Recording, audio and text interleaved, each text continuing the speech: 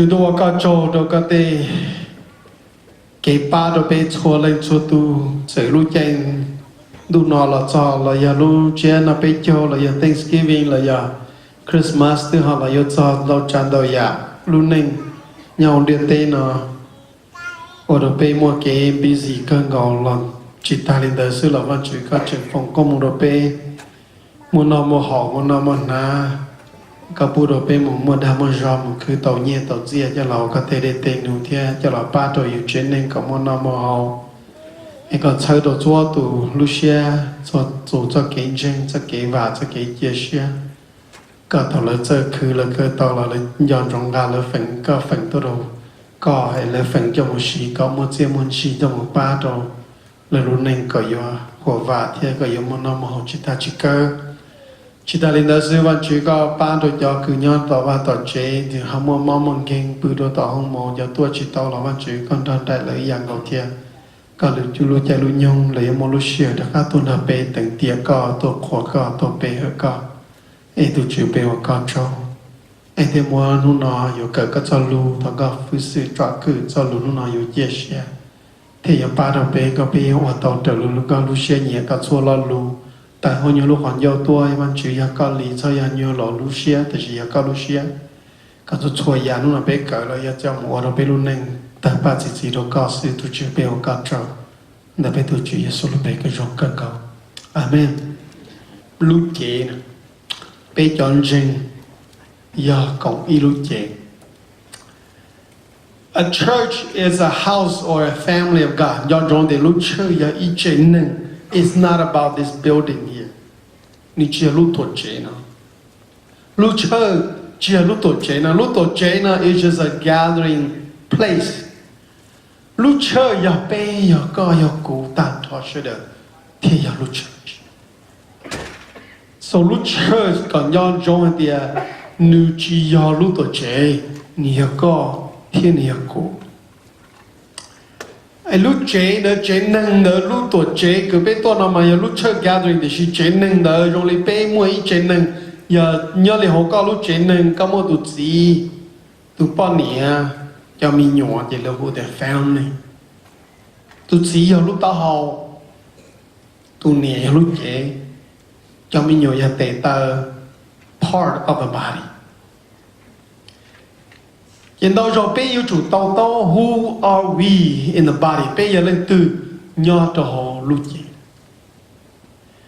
And so Jesus nu lo đâu luôn đưa tên là reconcile cho Jews and cho Gentile and to redeem the world là redeem mà là chờ tin năng đưa tên put them back together in God's family một cho cả lọ văn chữ trên này.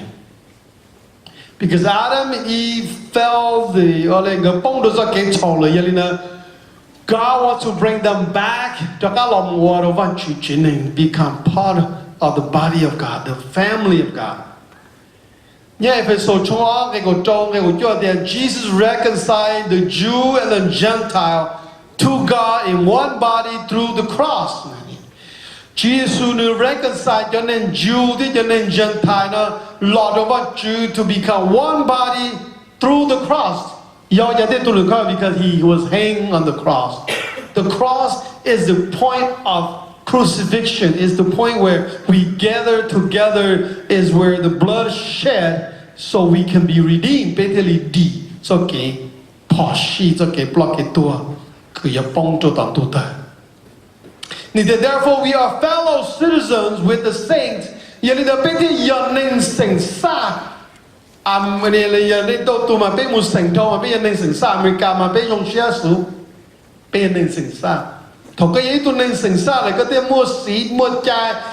li luôn tê kỹ và mang nhau lúc tê chờ nó có tê mua chai mua hâu lử có giờ ý tụi nên tê chờ sợ tê chờ có tôi cho rồi lúc tê chờ nó có chỉ muốn tới mua hâu lử tê rồi có tôi chỉ tao hâu lử thế thì xí à nu thì có tôi sẵn sàng có mua có freedom có mua có you pain.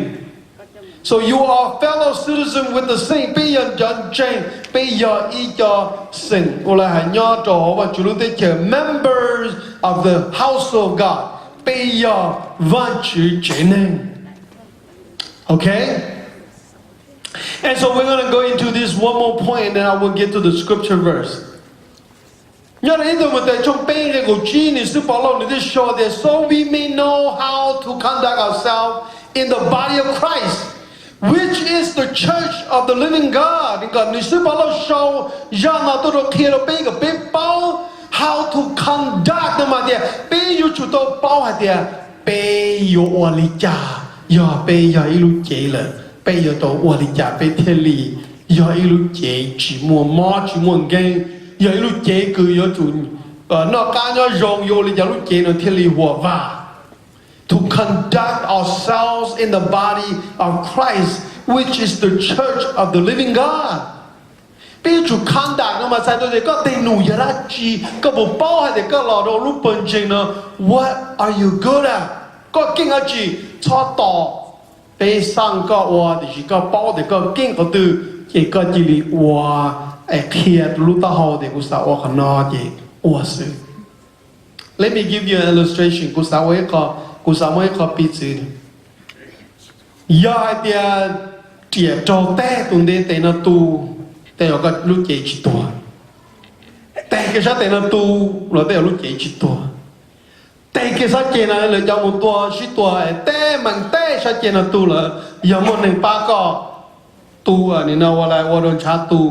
Teo có chỉ tua, thì giờ chúng mình ba có chả tự ta tua tao. Giờ thì có món địa tao họ món nó tên là tên rồi món chua rồi nó tua chỉ tao. Thì giờ món cancer giờ lấy món chua tua chỉ dùng tua tao. Giờ lúc plan đề tua tao, lúc trồng đề tua tao, lúc plan đề tua tao. Chua ya nhớ đồ yêu lúc chế nó mua phẳng của tao. Lúc chế nó tua tao. Cancer ấy ya ở đâu tin nên tua trong cơn đó. Vì nó có để nữ ấy có cell chỉ ở hậu lử chỉ có cell nó against lúc body như là điều để cancer. Cell against other cells. Lúc chế nữ什么tua tao thôi lúc chế nữ tua là chế lúc body nó tua đấy. Something doesn't work, then nothing works. This is one of the most critical when you bao tiền nên có trả một tàu mà lỡ chủ tiền lúc tao hậu trả chế yêu chủ sim bèo vì giờ đi trả yêu chủ tôi tí thái lúc tao hậu dùng một lô lì lúc tao hậu nó là mà chờ chỉ ta trồng lo này nè trồng mê sẽ là tao nè thế giờ có chỉ chính pha có chỉ take care có tụi khen nghề mastro cho nó nè. And once the head is stopped working, it doesn't matter how strong the body is. Now what happened? Body shut down. So important to pay attention to that. Giờ thầu lúc tao lúc nó trong anh nữ chịu hậu lử là lúc chế là nữ chịu mua do, chỉ là nữ dùng thế nữ nó cá nó dùng bổ lý trả lo. Giờ lúc tao là nữ chịu hậu lử là everything shut down. I went through experience with my son. I understand how important the head is. The head is control the bodies. The spirit is what trying to control the head. Nếu bao để ilu chế có thế cú nếu mà ilu chế physically, when the heart is no longer control the brain or the mind, and let the mind so loose, they will take the body to do whatever wild things out there. Nếu bao là thầu ilu share giờ tụi chụp pli nè, giờ nữ cá chỉ tàu nữ chưa chỉ tàu ilu lư cho cái xả là cái thôn đó ilu lư mua phần cho ilu chế cho mua chua giả nữa nè. Okay, thầu ilu lư là chỉ có hậu lư dùng là lu chế mua tên mà, cái đó còn là rồi. Hay là thầu lu chế là chỉ có hậu lư dùng là cái lu lư là chỉ sang một lý do là chỉ mua họ từ thế đừng mua tên bằng ý dạng đó. So the three has to be in together. Lu share là ya tụi chụp pli đó lu lư cho cái xã lo rồi chế cái there has to be one to be successful. Nhớ chủ ý.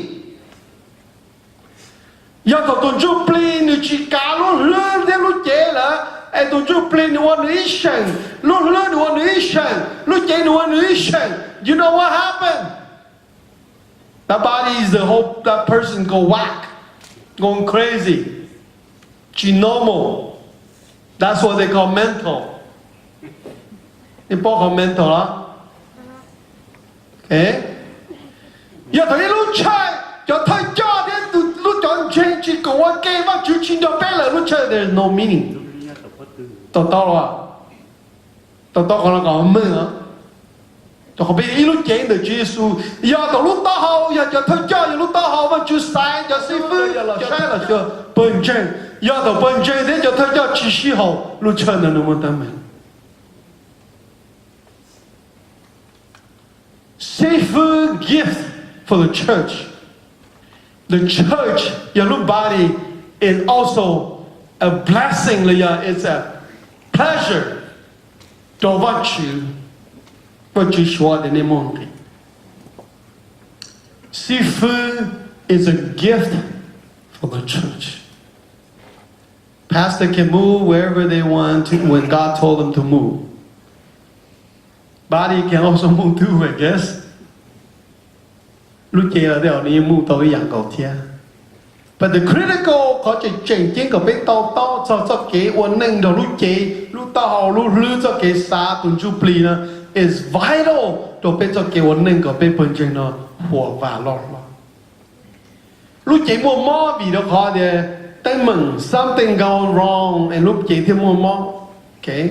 Đó rồi vì thế rồi bên một kỳ mò là khó từ lọ. Thế rồi you not chỉ cho, you lúc chế thì chỉ mua rồi. Thế rồi you chỉ bự cho. Thế rồi there's so many causes. Or do you lúc chế thì mua mò. Thế rồi you lao là thế chế you cho sao họ chỉ mua rồi là cô nhà lên được tiền. But whatever it is, God wants the body of Christ to be a strong and living ổn định cho vật chủ. And that's why it's so important. This is why it's so important to tingle to be in the church of life in Christ. Every person, nhớ đồ bê phần chân, mean something important to vật chủ, chân kinh to vật chủ. Giờ ý tu nếu mà tâm mừng, chỉ nếu mà tâm mừng tam đó lúc chế, tu bê tu phần to, giờ chỉ chỗ chạp lo chỉ tu cầu tu nâng, cầu bê cho tu mua tâm mừng, chỉ lúc chế nếu mà tâm mừng. Nếu chỉ là để ý tu mua tâm mừng, sẽ lúc chế chỉ mua tâm mừng. Everything has to do with the body, that you're part of the body, nhiều có giờ ý phần nhau đó lúc chế là gì chỉnh chân cân cầu. And that's why Telemon còn nói cho là kia đó bê, cả bê tàu thì thọ bê mông và chú cho lù bê ô trở lấy và chú cho lù. We are purify our soul and we are born in the spirit. Bây giờ tụi chụp lên nó yêu đồ chia. And that new birth makes us what obey your vanchu chaminyo. And that's so critical, so important to obey there. Obey your chủ tôm long và chủ cho lu. Obey God's word. Và chủ cho lu ya cho mò chở bê lu chế có bê mua xìa. Once we don't pay attention to God's word, then the body system is start failing because to có lu chế na ni và chủ cho lu cho là what có mua ra. Okay, we go to the scripture verse. Nhớ là Ephesos trong plau để ý mù. Unity in the body is very important. Lui bên tôi cởi cho trong cái plau là. Chỉ biết một đồng cái chi này there is one Lord and one faith and one baptism and one God and Father of all. Để giờ ý tu chứ giờ ý cho kinh doanh giờ ý khó cứ trổ đề giờ văn chủ giờ ý lên sĩ tàn trọ. Okay. Who is over all, in all, and living through all. New York, cả là chua ya tan trò, nhớ là chua ya tan trò, New York tu chia sẻ tan trò的是 only God. However, He has given each of us a spiritual gift. Nên là chúng ta lên đó, bê vật chủ ni muốn, ý lệnh muốn ý khó spiritual gift, và ý khó complete. Cứ bê ý lệnh nhưng chủ tao muốn ý khó. And through the generosity of Christ, Lord the vật chủ Giêsu, lu xia đâu xia rong. That is why the scriptures say, vật chủ tao lu tiết hải lên đó. When He ascended to the heights, He led a crowd of captives and gave gifts to his people. Thầu nữ ascended mà nữ mù đô sổ tu chính chế là thiên nữ cho cứ nữ nó cho cái captive mà cái trâu cờ and gave gifts to his people. Thế mua complete đồ nữ cho nên. Notice that he said, he ascended, then this clearly means that Christ also descended to our lowly world. Chỉ cụ thái tàu mà mấy hạt điện nữ tương kỳ lọ cho họ bê luôn điện tế cứ dọc kỳ nó cần gọi là nữ ascended nhưng mà thái tàu thì nữ tư lọ nhỏ họ đó nhưng mà ascended chỉ nữ tư lọ nhỏ rồi bê luôn điện tế cứ kỳ cơ. And the same one who descended to Kunungilo is the one who ascended to higher than all the heaven.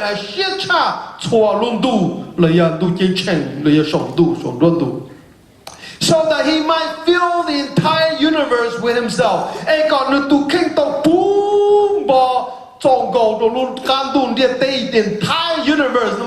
Bộ số tên nó cũng của rôn đủ cái này chỉ bỏ ra lên một sai họ TV hoặc là YouTube này muốn tàu nên là space này bỏ thì luôn số ông đủ là mua bị chơi luôn galaxy lo một lịch trang to một lịch trang cho nó cũng chỉ billion chứ chơi bị chơi trillion anh nên to một lịch trang Chúa Giêsu này tụ cả toàn thọ thì if you go look vậy nên một sai Chúa Giêsu yêu tu mua với chỉ lo bộ linh đó, cho lo galaxy in the heavens like above the atmosphere the thổ sa số là bộ linh yêu nữ liu đi xí.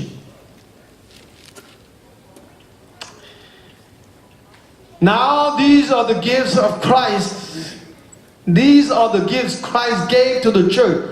Còn nó là còn tu sa còn này không dùng kia là phải chọn gì?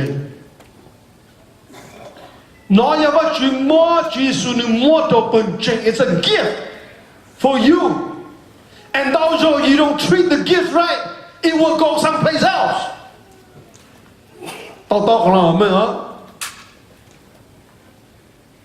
This is the gift. First, apostle. Second, prophets. Third, evangelists. Fourth, pastors. Fifth, teachers. God know the office of the leadership in the church. Nói tên nụ hậu bằng trình là và chữ nữ Chúa Giêsu nữ chỉ nhỏ kia họ nói là Chúa Giêsu nữ dầu số và chữ lên xí lu rồi nó chỉ chữ tháo chữ được bé ai nữ cha cho nó nữ mua cho là tổ bằng trình giờ lúc tao đồ nè bằng trình lúc bài nữ để thì giờ cho lô để tỷ thơ này là chạy họ lục mong chỉ là để tỷ thơ là giờ cho cái nào mua gì cho apostle. Ni na pe chỉ mua apostle li thổ u pe tu là thì xí mà the office of apostle still here today. Tu nó được tên nụ mà nếu chủ quan tàu chỉ nhận được tan thọ mà ni thi apostle. Ni tàu tàu hả là tu apostle nó mà yếu chủ tu nữ kinh trả chơi kinh khai vào cú kinh thay sơn à, ok? 跟我师傅做本证，跟我师傅开转证，来要木叫你来证我主，都那我主的说的要 apostle. If you have this 5 gifts, whatever prophet, evangelist, teacher, pastor, then you are in the office of apostle. ก็要读说给我底特呢。If you are called to do that, then that's your role. You need to step up.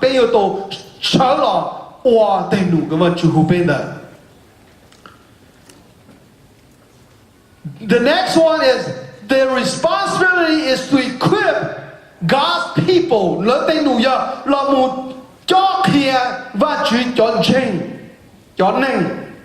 To do His work and to build up the church.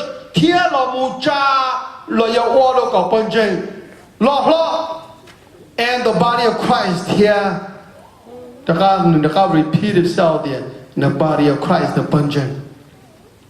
This will continue until we all come to such unity in our faith, acknowledge of God's Son, that we will be mature in the Lord and measuring up to the full and complete standard of Christ. How you continue no matter your mood or bottle. No could be like a gay, hold up game drink, acknowledge had your bow, had the one you link to. That we will be mature, got be law, not how to do, and measuring them at the draw down, had their bay boom ball, complete, dear law, the standard of Christ, no matter, don't the Jesus. Standard, Christ's standard is not low, Christ's standard is high. But you call standard, Jesus call standard very high. You need try to follow the 10 Commandments and they do it there. Your Christ's standard is harder than the 10 Commandments. They follow They both the gong cái chạy sự bên tôi chỉ tao nè. Chúa Giêsu có standard chừng siết chặt gong cái chạy nè. And one đầu tôi chạy they try to follow the 10 Commandments. You try, you fail. Cho họ nu sa rồi từ tuần kinh từ phi rồi. Từ một ta la từ phi nữa. See that? And Christ's standard is higher. You know why? Because Jesus said, "Nếu hai đứa nó này thì giờ lên từ chú sư姐từ tuần lên là nó." Ten Commandments is talk about you kill somebody, then you are a murderer. Here the Jesus có standard thì có sai lừa tụi có chú được sự có tụi giờ tụi nên tuần lên là. Wow. Trying to follow 10 Commandments? Trying to follow Christ's standard. See how hard it is. Nếu tôi chỉ đòi để có toàn này có cháu này để có chế tôi tin này, có chỉ liền chú nữ sư có tôi toàn này là. Another standard he said, nếu thì giờ có chế tôi bắt nhẹ có sáng luật tôi bắt nhẹ là giờ tôi luôn có sáng đó bù sư có tôi đáng nữ là. Nhớ họ cổ cái chạy để if you commit adultery, then you sin. Giờ các một đến lúc bao lâu sẽ những cái thầu thì sẽ chia số họ standard như raise up này để giờ còn chia số để có thứ thầu là wow trying to follow 10 Commandments. Now you see Jesus raise up the standard như thế bây giờ giờ kia này còn này live and measure up to a full and a complete standards of Christ. Bây giờ kia này cho này hoặc còn này yêu chủ tao này lúc này nhớ một chỗ đâu complete đâu Jesus có standard nên bao giờ mà Jesus có standard cho là skill bên nó là I would say 90% or more fail today, including myself. I think here we are.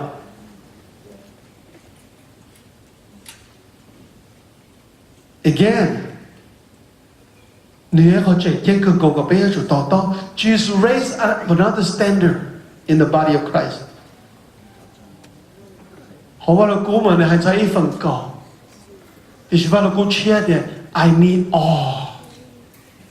Có yêu chủ đồ mô có tụ kinh tan cho có chiến nên tan cho có tên nhiên chia tan cho ý bộ trái à yêu cụ lý. He raised up the standard. Hãy bế bùa vào tao lời. Even cầu sẽ phải đưa mua chỉ lại. And how are we going to meet up to the standard where Jesus said, everything you own is mine, so that everything I own is yours. Xin đâu rồi biết sao tao Jesus lý chua ya. Thì chỉ biết chỉ cảm ơn bên lý chua ya đó nữa.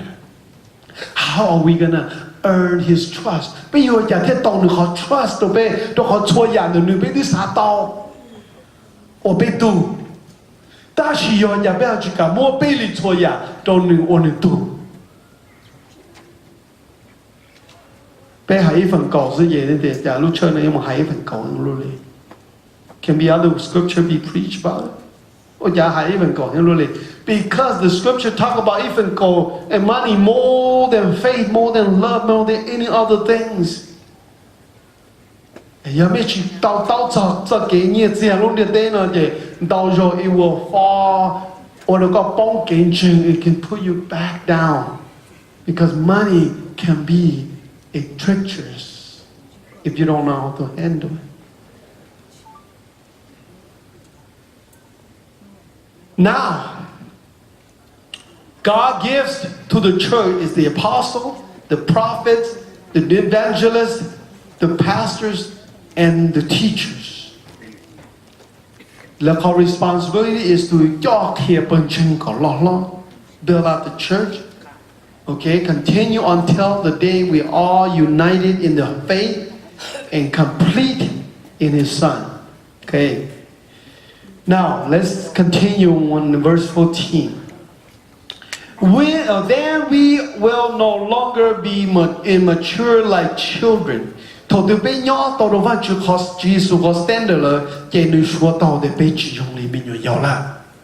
We won't be tossed and blown about. Tossed nó mà hay đi, bây giờ chỉ dùng lý do là dùng nhau đồ cho hiện chủ lý đến ta, nung ta to, nung ta lúcวันที่ nó to, lúcวันที่ nó bé, giờ bây chỉ mình dùng, bây giờ dùng lý do cái chuyện bây chỉ đồ lo gì, thủ tướng đại mình tôi gì dùng đa rồi, thủ tướng đại mình tôi dùng đa rồi bé, chỉ cho cái đa nó đồ bé họ cái chuyện chỉ做khó, vì đó họ we are tossed, blowing about every wind and of new teaching, vì tôi sẽ vẫn tôi cho hiện giờ come on dùng lý dùng yêu cho sư phụ sư yêu chia cho vật chữ vậy bây come on chỉ dùng vậy sư phụ chỉ mua vật chữ là cho sư phụ chết phải luật chết bây chiến thiệt vật chữ như thế nào bên thiệt nó mua thế bên thiệt phải chỉ sư này lúc chơi là tụi tôi chỉ mua cái hợp vật chữ dùng vậy lúc chơi là cho tung của sao mình thấy lúc chơi là bây giờ chân trên này ta cho chọn glory sẽ tụi tôi phải trả số từ để cú sữa ấy bây mà mua chỉ cú này bây chỉ mua lần này em là không được cú chỉ cú này câu trả nữa cái chỗ cho họ tứ cái chỗ cho họ tứ yeah yêu đâu cú yêu sao yêu nhà yêu thế cú yêu chỗ đâu thế trò rồi yêu tàn đi rồi cầu tu ngồi nhà chỉ tu mua trò chỉ tu chỉ mua trò này bây giờ vậy giờ yêu chỉ tu chỉ mua trò vậy yêu là cú thì muốn cho là trò này bên này tháo vào chữ từ tại ra rồi chỉ cú liền mà bây giờ này là cho con nữa chỉ mua trò rồi hôm này yêu là chỉ tòng rồi bây giờ này là nhưng mà lúc phải trò tại chỉ mua trò này thì trả bữa chia à hả bữa chia yêu nhà chỉ chia nào trò ta này em bên đó tụi bên tôi chỉ xả trò này chúng mới ít khó trò này trò lúc chơi là tôi chỉ xả to thế tôi ép thì thế thì trả sao ý chỉ lên mà bây giờ nên cái mà tôi chơi sử dụng bên mà tôi thâu là có ý chỉ này nè tao không là giờ giờ cái gì mua trò lên tiền cho trò và chuyện sao lùi thế bọn nó có mua trò. If you have oil, you have gas tank, the fire will catch, it will go. Giờ có chúng một trò thì tránh tí chỉ lên. Okay?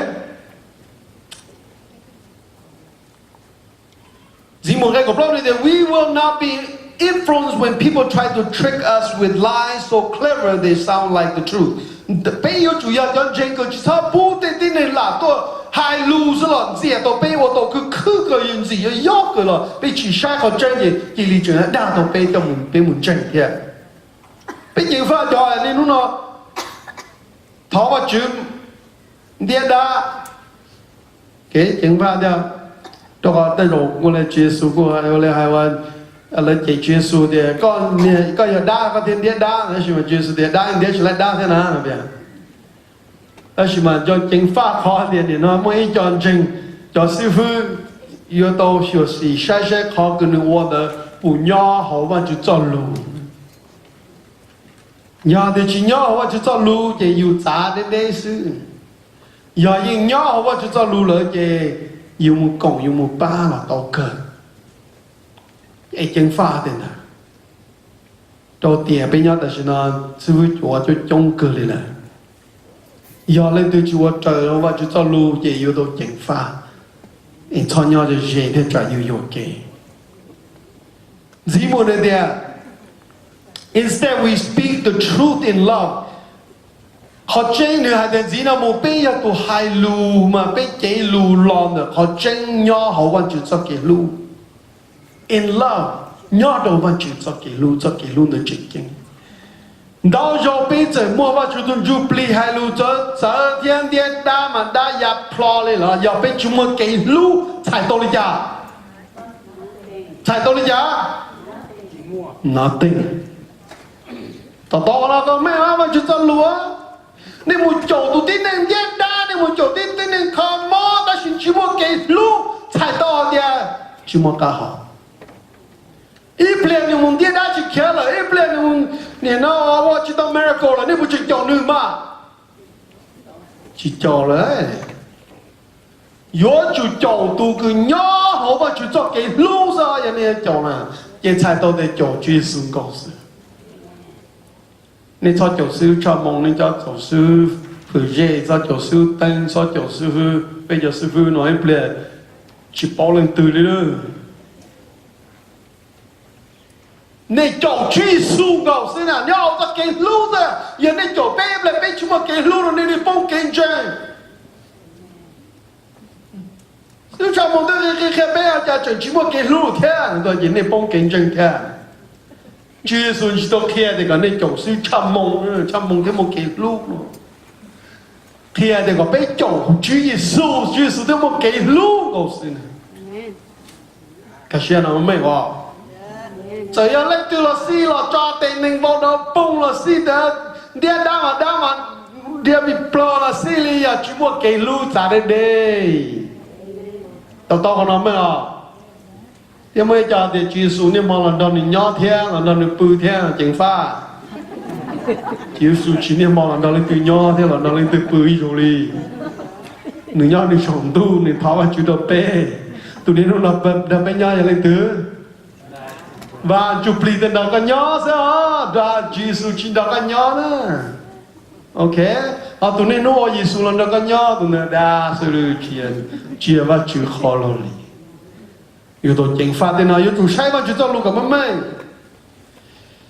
như thế growing in everywhere more and more like Christ nên như thế nên yếu tố hai lúc nhá đó họ tranh thị cho cái lúc thế yếu tố lo chua nhà có lo gì mù ai có chỗ mà dùng lý chỉ sự sở chỉ là dùng lý sư phụ chỉ cho mong ít tu sư phụ từ chỉ dùng lý ít tu sư phụ nhau luôn được tên ở đây rồi yo Chúa Giêsu cầu sư giờ tụi tôi mới tụi sư là tiền này chủ lo cả dùng đi cú nó gì kia đấy ít bề cú chỉ tàu lên và chỉ tàu lùi gì thằng nó này bông kinh doanh theo nè you chủ more and more like who Christ Jesus Chúa Giêsu cầu sao chỉ là cú chỉ là lên từ đi nè nếu hành gì nè thì who is the head of this body lên từ lúc tao the lúc chế the church lên từ ya Chúa Giêsu ngầu sư chỉ ý tu sư phụ từ đi nữa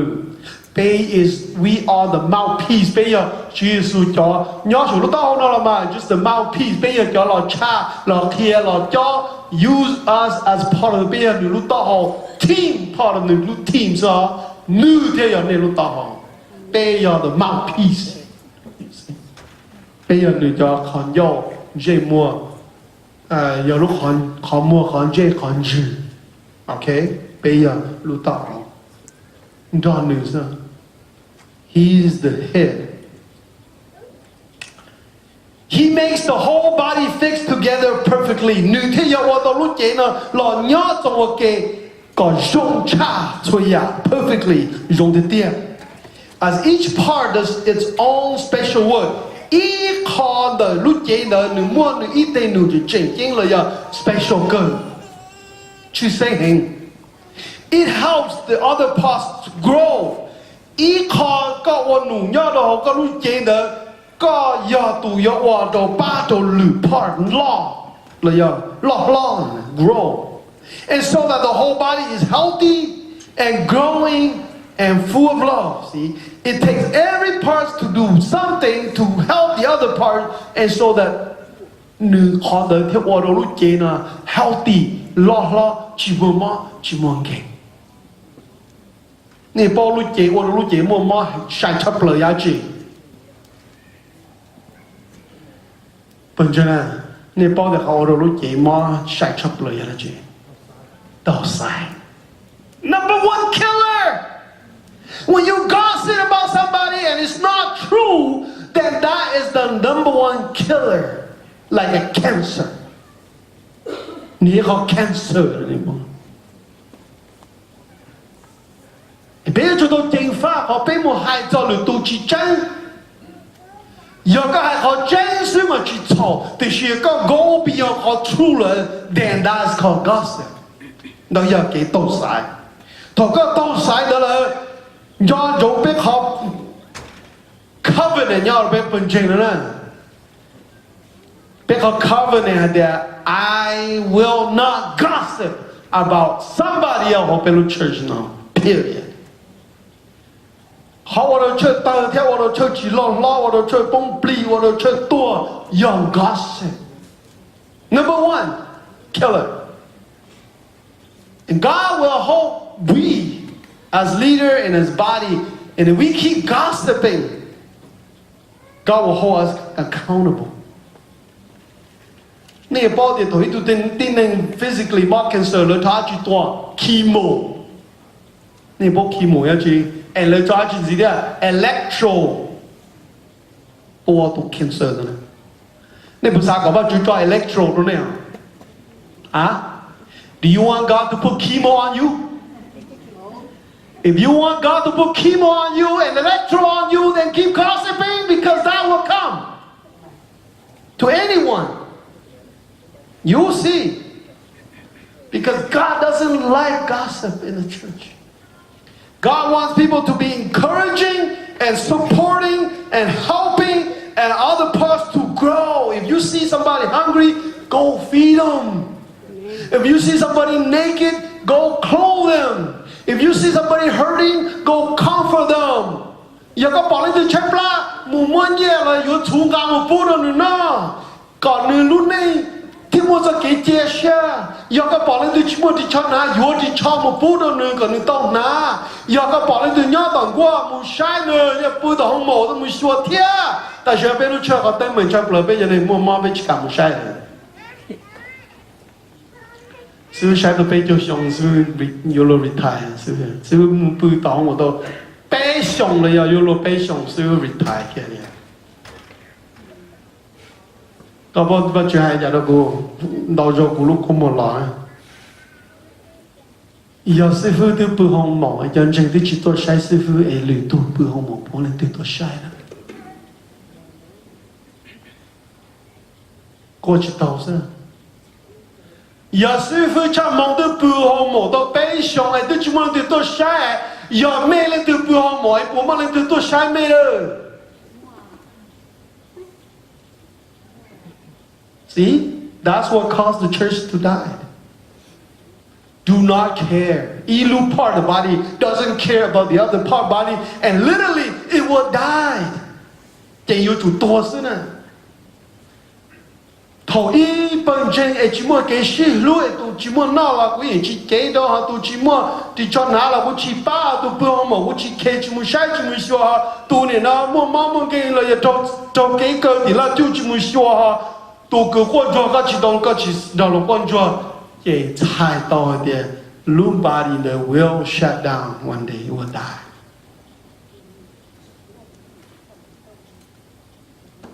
นี่คือสาเหตุมุ่งเอาซื้อชั่วโมงเย่เนี่ยเชื่อเย่ก่อนเนี่ยป้องกันฉันเย่เนี่ยเคลียร์เนี่ยก่อนเนี่ยสุดตัว wake up 被操导师傅母晒短裙子，被操导的师们吧要读短母晒要人不了要母不红毛来呢，操导女士要你找 Facebook 的读到么毛了，到母去到回风招是录的东西啊，他自己多去到，กู多晒去到个年了，个子了呀个，要么是รู้ใจตื่นกูทานกูมา多晒。A phone call, a text messages on Facebook, a messenger, เลยก็用些，你去打去包去拿去包，我们那是打多伦巴的路成功的，本到北嘛， including cú khai cú cho hai tiền nên cả đời nên họ chỉ thế tiền nên họ để chịu cho một chỉ cú đấy phần đó cú mà cú xả lên nó để giờ cú mò mà cú xả cái này cho thủ tua ta chỉ nên mò mà cú chỉ xả một này vậy lên đó là cú là hai giờ但是到时候嘛头有毛嘛有啥个了多个了但是头了毛嘛有去啥木也猜到的走走有毛的人去啥都一样个了呢 That's why 背后 change 背后 formation 背后 blueprint 背后 genetic code 背后 change 都老了叫老呢就到每一天叫老糊到叫老lúc phòng nhớ chỉ đến là lúc bọn trẻ nó sẽ tệ giống một tụ lầu mó là nên tụ hu một tụ lầu này thì lớn sát nó bây giờ lầu hu mà chỉ một cá hồ rồi là bị chết đấy gì mấy cho lầu hu rồi cho lầu lại một cá hồ thầu tụ lầu mó là cho lầu mấy tụ hu một tụ check cái phần thì nên nhớ là cho sao tỏ sư phụ ô tên nó ý lần sư phụ chỉ tao mấy giờ tệ giờ tao nè sư phụ giờ lúc tao hồ này cái sư phụ ta lý thế nếu một chỉ tao một lên đấy thì tổ này bây giờ chơi bây giờ chơi gì mà cũng muốn tao cho chua tụ lúc chế này thì muốn sai tao cho chua tụ但是头毛在一波的gì呢就 it's hard for me 那包的cũng muốn一度不被chế thì cũng对sai有了知道不都被chế that's why we need to change 被去 change 被lúc chơi là nếu muốn知道đấy nè tổ cho chơi mà bên ngoài sai à cho bây giờ nên chơi nữa 但是头被在一波了到时候也用我被就真正啊看到了呢头到干了Okay, but we have to change. That's why mấy giờ thì bây giờ nhiều cho lo đó vào trong linh đời thiệt. Bây giờ lên đó, bây giờ lên đó bây giờ chúng ta mua small group rồi, bây giờ chúng mua cell group rồi, life group rồi, họ group đó thì take care tôi nó họ group.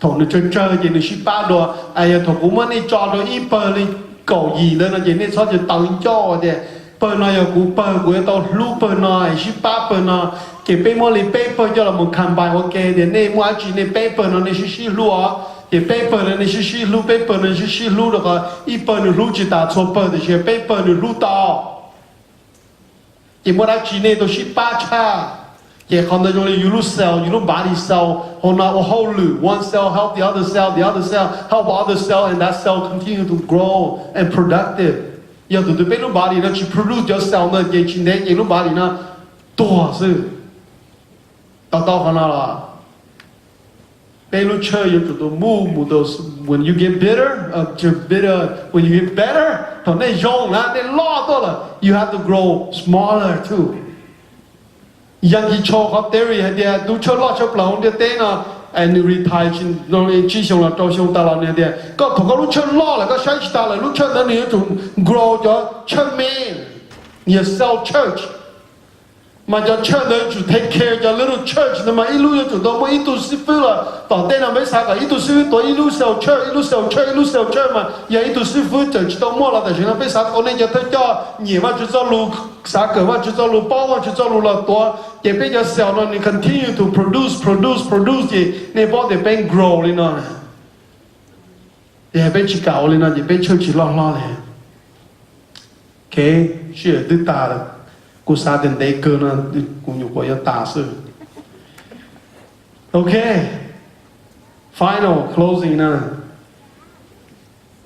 as each part go its own special work and it helps the other parts to grow so that the whole body is healthy and growing lúc chơi lúc body the new healthy new chỉ muốn gain new nó cái nhau dùng chỉ new lo chỉ lúc chỉ đỡ thì là bùm bò cho cái lúc thầu lúc chỉ nó mua là chỉ new mua cái lúc giàu thì chỉ thầu lúc chỉ nó chỉ mua là mà thì mua cái lúc giàu and so this is where we gotta go so cú sa thì cũng chỉnh đó đi và chỉ nhiều phòng công mong lúc bé có bé continue to grow continue to move forward continue to be blessed okay có sau đó thảo chỉ phòng công mong đồ bé đừng chỉnh số tụi nó rồi cú ya in một món này chỉ xa ra là thế gì à còn này bé cởi xứ à okay bé cởi cái này thế bé sẽ được lo sư in the again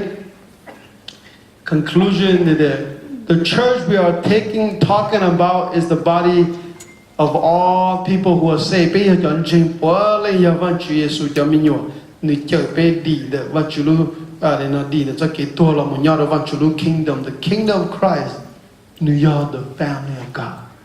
And I'm so blessed to be part of this family, and I believe that God's going to make this family to be one of the great church in the Twin City. And toàn đây là bây giờ trạm chơi còn to, bây giờ cho nên là chúng ta chỉ có trong bây giờ mua và chúng ta để nụ có đen thua có đá, so they continue to deliver God's message around the world. Et comme một chợ tôi tin rằng cứ nhau là họ chọn đủ, et còn lời đi là một chi là một bỏ bây giờ vẫn chưa cho kể luôn, bây còn chưa bây giờ vẫn chưa kể. Và chủ bây giờ có cho luôn nữa. Bây giờ chua tu each member cho chua tu cứ chua nhau đó nó is essential to grow this church. Người ya ít tu cứ chỉnh kinh cưng go. It has a critical part and a vital part in the church that will enhance your kingdom, will be able to produce more believers. Et de quand pas de paix chọn chỉnh còn là cú xe lu, vậy tuần chỉnh kinh cưng go đó. Et lu xe bé giải ta chơi một vài một chế, có phụ sự bé cho lên cho tu. Có chọn cứ bé cho lên cho tu can tu thế kì mình đã làm một cần đâu giờ mua lao cả yêu thiên năng thì họ cái có ba đôi bé có bé yêu ya chọn chân cứ qua tàu đi có lúc xưa nhỉ để tu trì thọ bé anh giải ta chơi nó bé muốn xóa tu nó thì cho chỉ to vì thế cho nó có họ có luôn bé Chúa Giêsu. Amen.